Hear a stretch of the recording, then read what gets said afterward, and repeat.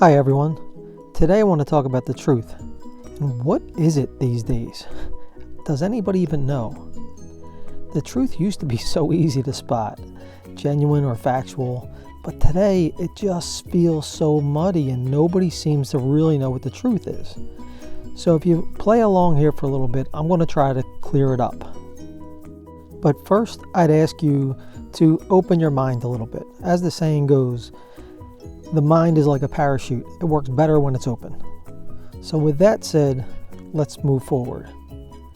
The truth, if you look at the definition of it, pretty self-explanatory and probably what we all think it is, right? But why do so many of us look at the truth and see lies? For those of you that have been watching my other videos, I'm sure you'll realize that I'm probably going to go right to perception. And it's true. Depending on where you stand, you might see the truth differently, depending on what experiences you've had in life and what's really important to you. You're going to see the same thing differently because of those experiences.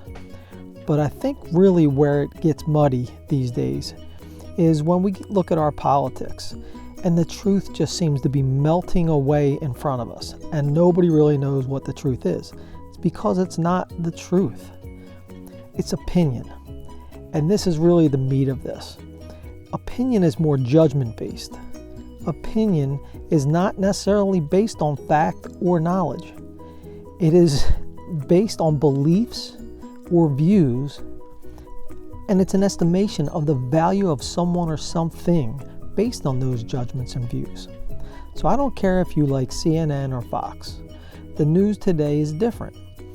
They are infusing emotion. They are infusing opinion.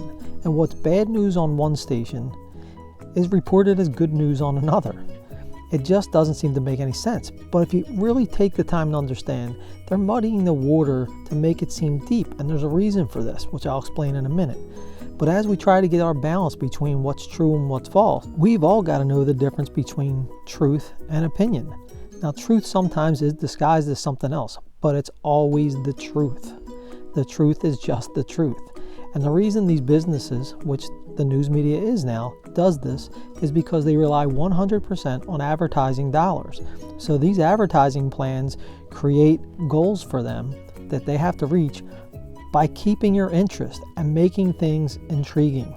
So the next time you're trying to peel the truth apart when it comes to what you're watching, don't believe anything you're watching or hearing, not even from me, because honestly, this is just my opinion of the truth. So a lot of what I'm talking about here seems to be around politics, but that's not the only polarizing truth subject that we all run into.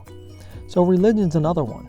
All religions feel like their God and their religion is the only one and everybody should see things like them, right? But years ago, someone had opened my eyes on religion, and they said, think about it like those big Cineplex movie theaters where everybody's going to see the movies. They're all going for the same reason. They're just seeing something different. So no matter what religion you are, we're all searching for the same thing. Belonging, love, acceptance, fitting in, being a part of something greater than ourselves. So what is the truth about the truth? The truth is, there's more than one way to look at things. Some people think more with their heart, some think more with their head. We also know scientifically some are more analytical and think left brain and some are more right brain. Even something as definitive as mathematics has more than one way to get to the right answer, to the truth. So if we could take a little bit more time working on our emotional intelligence instead of believing our intellectual intelligence all the time, I think we could really go a long way with this topic. In the book Emotional Intelligence 2.0, they state in a study they did that 70% of success is based on emotional intelligence. That only leaves 30% for personality and IQ. So why aren't we using it more? So today, if you think we're living in the apocalypse, or you're on the other side of this thing and you're sticking your head in the sand and just believe what everybody tells you. And if you're one of those people that's still so insecure that you need to always be right, and there's a lot of you out there, know that there is a high cost that comes with always being right. There's friendships and relationships you're going to lose. And I don't know about you, but there's only a few hills I'm willing to die on. And that's for my family and my country. They're the two things I narrowed down to that I would literally die for. Other than that, yeah, I'll get in some fights. Yeah, I might even get a black eye or two here and there. But to die for, it's my family and my country.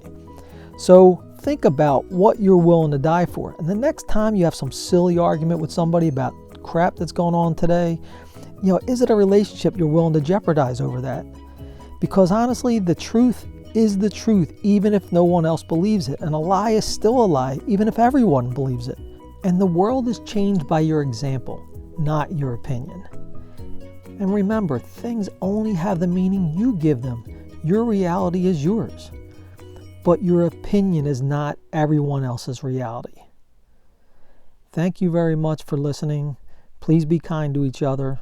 Think differently about the truth if you can. Appreciate it. Get wise before you get old.